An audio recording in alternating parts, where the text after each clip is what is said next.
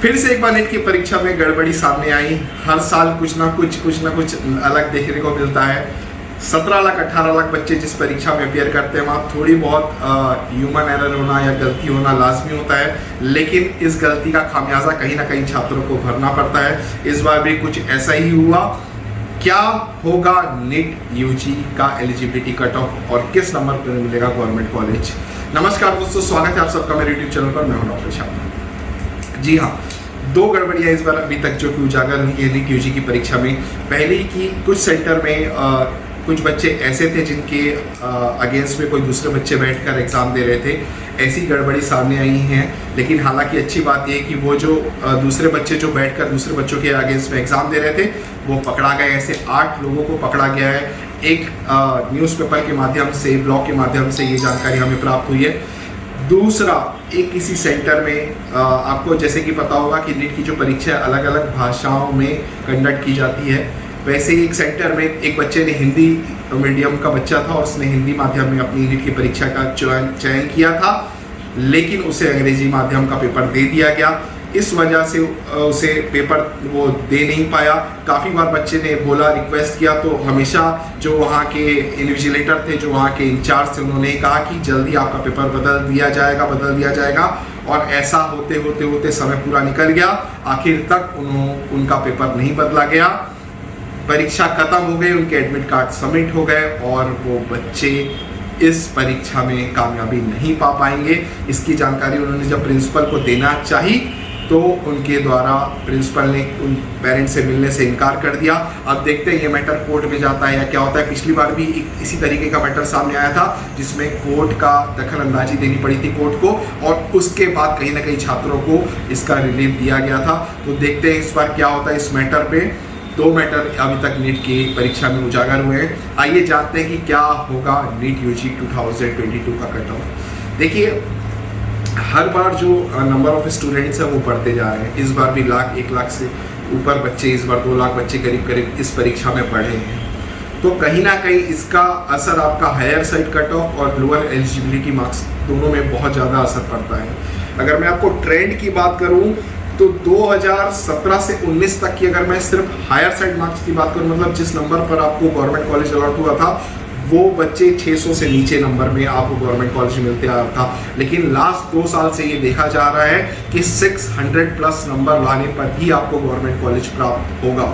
तो ये ट्रेंड जो था 2 साल से लास्ट बदलते आ रहा है। उसके पहले तक नंबर ऑफ स्टूडेंट्स भी कम हुआ करते थे और जो कट ऑफ हायर साइड था 720 जो देखने को मिल रहा है अभी 2 साल से देखने को मिल रहा है, उसके पहले तक ऐसी चीज़ें सामने नहीं आती थी।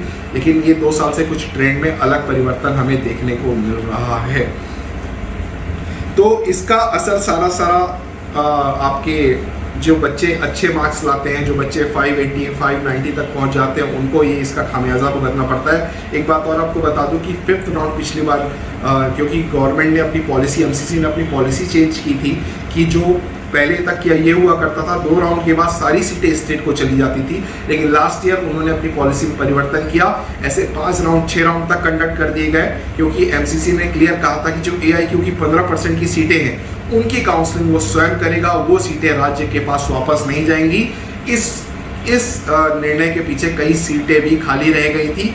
शायद इस बार उसमें भी कुछ नया परिवर्तन जरूर हमको देखने को मिल सकता है, क्योंकि एससी ने क्लियर कहा है कि इसमें कुछ न कुछ स्ट्रिक्ट निर्णय लिया जाए ताकि जो सीटें खाली जा रही हैं वो खाली व्यर्थ ना जाए। जो जरूरतमंद बच्चे हैं, जो अच्छे नंबर वाले और उनसे नीचे नंबर वाले बच्चे हैं, उनको ऐसी कहीं ना कहीं फ़ायदा मिल जाए। क्योंकि 6th राउंड में भी ऐसा हुआ था कि सीटें बच्चों को 5th राउंड में अलॉट हुई और उसके बाद भी उन्होंने 50,000 रुपये का उसमें दंड था, उसको भी उन्होंने 50,000 रुपये भी उन्होंने डुबाने के बाद सीट भी उन्होंने नहीं ली और वो 50,000 भी वो अपने डुबा गए। इसकी वजह ये हुआ कि सीटें खाली रह गई थी यूजी की पिछली बार गवर्नमेंट कॉलेज में।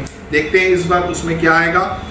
अगर मैं लोअर साइड कट ऑफ की अगर मैं आपसे बात करूं कि क्या होगा एलिजिबिलिटी मार्क्स, तो एलिजिबिलिटी मार्क्स देखिए, एक बात समझिए, ये तय है कि 1 लाख बच्चा, कम से कम 1 लाख सवा लाख बच्चा पिछले बार के कंपैरिजन में ज़्यादा एलिजिबल होगा। अभी तक अगर मैं टोटल सीटें देखूं तो 90,000 के आसपास की टोटल ऑल ओवर इंडिया में सीटें हैं। तो आप समझिए कि 1 लाख बच्चा एलिजिबल होना कहीं ना कहीं कट ऑफ तो अपने आप इम्पैक्ट ऊपर खींचेगा ही खींचेगा कहीं ना कहीं।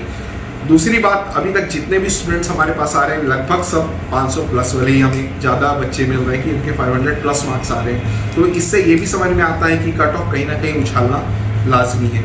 अगर जस्ट एलिजिबिलिटी मार्क्स की बात करूं कि बच्चे किस नंबर, तो मैं ये मानता हूं कि फिर से 135 से 140 के बीच ये एलिजिबिलिटी मार्क्स इस बार जनरल कैटेगरी के लिए रहेगा और उसी से 10-15 नंबर कम आपको रिजर्व कैटेगरी के लिए इस बार देखने को मिल सकता है। लास्ट ईयर भी मैंने जो अपने मैंने कहा था अपने वीडियोस में कि क्या कट ऑफ रहेगा, बिल्कुल उसके आसपास ही ये मेरा अंदाज़ा रहा था। इस बार भी मैं यही मानता हूँ कि इसके आसपास ही रहेगा।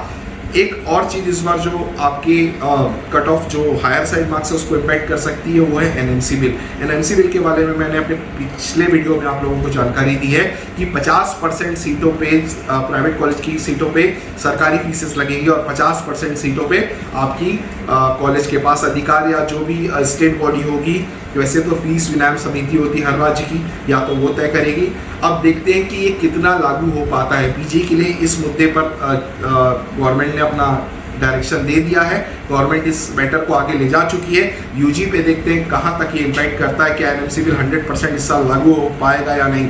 मुझे लगता है कि 100% इस साल लागू कर पाना पीजी के लिए तो मुश्किल होगा, यूजी के लिए सरकार चाहे तो एक बार लागू कर सकती है। लेकिन हाँ, अगर सरकार ने इस तरफ कदम बढ़ा दिया है तो इस साल नहीं तो अगले साल ये नियम लगना पूरी तरीके से श्योर हो चुका है। हालांकि प्राइवेट कॉलेज इसका विरोध कर रहे हैं, जिन कॉलेजेस की यूजी में फीसेस 25-25 लाख रुपए, वो कॉलेजेस तो कहीं ना कहीं आप समझ सकते हैं डीम्ड यूनिवर्सिटीज़ ऐसी हैं जहाँ पर 20 से 25 लाख रुपए फीस है, वो कहीं ना कहीं इसका विरोध करेंगे। क्योंकि अगर उनकी 50% सीटों को गवर्नमेंट फीस में कर दिया जाए तो कॉलेज अपनी 50% सीटों से कहीं ना कहीं वो पैसा निकालने की कोशिश करेगा, जो कि सरकार उन्हें वो परमिशन नहीं देगी। तो बहुत सारे अभी संचय बने हुए हैं, देखते हैं क्या होता है आगे इस काउंसलिंग में। बात करते हैं रिजल्ट कब आ रहा है। रिजल्ट जनरली 1 महीने में रिजल्ट डिक्लेयर हो जाता है। इस बार अगर कोर्ट केस नहीं लगता है तो शायद मैं उम्मीद करता हूँ रिजल्ट थोड़ा सा जल्दी दे देगा, क्योंकि पीजी का रिजल्ट भी ऐतिहासिक एनटीए ने इस बार 10 दिन के अंदर ही अपना रिजल्ट डिक्लेयर कर दिया था। तो ये मैं मानता हूँ कि आने वाले 15-20 दिन के अंदर ही ये रिजल्ट आपके सामने होगा। उससे पहले आपके पास आंसर कीज आएंगी, आप चाहे तो उसे चैलेंज भी कर सकते हैं। आप चैलेंज के कुछ फीस होती है, आप चैलेंज करके अपने आंसर्स, अगर आपको लगता है कि आपके आंसर्स कहीं पर सही या गलत है, आप उसे अप्लाई कर सकते हैं। रिजल्ट आने के तुरंत बाद ही आपको एक फाइनल आंसर कीट भी डिक्लेयर कर दी जाती है। काफ़ी नई चीज़ें आने वाली है। अगर एनएमसी बिल लागू होता है तो कट ऑफ जो अभी तक हम जो देखते आ रहे थे पिछले साल, उसके पहले के, वो सारे बदल जाएंगे।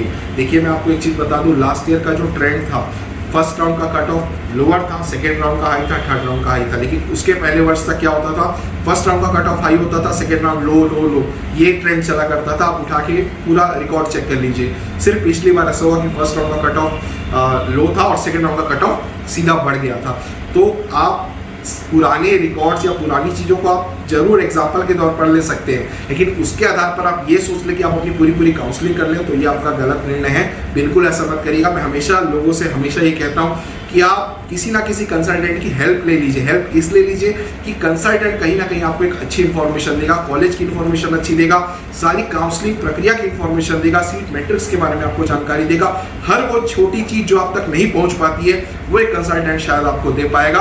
अगर आपको जिसकी सर्विसेज अच्छी लगती है उनकी लीजिए, हमारी लगती है हमारी लीजिए, किसी और की लगती है किसी और की लीजिए, लेकिन आप जरूर एक कंसल्टेंट हायर करिए। कुछ नॉमिनल फीस पे कंसल्टेंट आपको एक बड़ा फायदा करा के दे सकता है। अगर आपके नंबर कम आ रहे हैं तो ये चीज़ समझ लीजिए कि आपके उस कम नंबर में, वो कम फीस में भी आपका एडमिशन कहीं ना कहीं अच्छे गाइडेंस के तहत वो करवा कर दे सकता है। आप समझिए, अगर आप कंसल्टेंट को मान लीजिए लाख रुपए दे रहे हैं, तो वो अगर आपको उसके लाख रुपए की ब्याज में वो 10 लाख रुपए आपका बचा के दे रहा है, तो मैं सोचता हूँ कि 9 लाख रुपए आपके बचे हैं, वो बुरा नहीं है। तो इस चीज़ को जरूर सोचिए। मैं हमारे 2 ऑफिसेस फिलहाल रनिंग में हैं, एक दिल्ली एक छत्तीसगढ़। आप ऑफिसेस में विजिट कर सकते हैं। हम फॉर्म भरने से लेकर एडमिशन कॉलेज जाने तक बच्चे की सारी हेल्प कर सकते हैं। मेरे नंबर नीचे दिए गए, आप मुझसे डायरेक्ट संपर्क भी कर सकते हैं। फेसबुक में आप मुझसे जुड़ सकते हैं, इंस्टाग्राम में आप मुझे फॉलो कर सकते हैं। इस चैनल को जरूर सब्सक्राइब करिए ताकि ऐसे ही महत्वपूर्ण वीडियो मैं आगे आपके लिए समय समय पर लाता रहूँगा। जैसे ही कुछ भी नई अपडेट आएगी मैं इस चैनल के माध्यम से आप तक जरूर पहुँचूंगा। धन्यवाद।